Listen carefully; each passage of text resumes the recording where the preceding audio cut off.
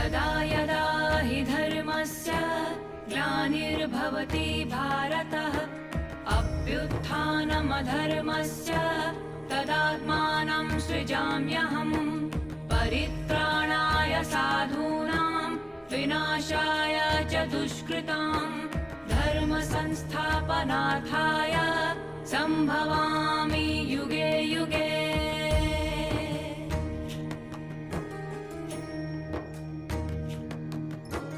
यदा यदा हि धर्मस्य ग्लानिर्भवति भारत अभ्युत्थानमधर्मस्य तदात्मानं सृजाम्यहम् परित्राणाय साधूनां विनाशाय च दुष्कृतां धर्म संस्थापनार्थाय संभवामि युगे युगे।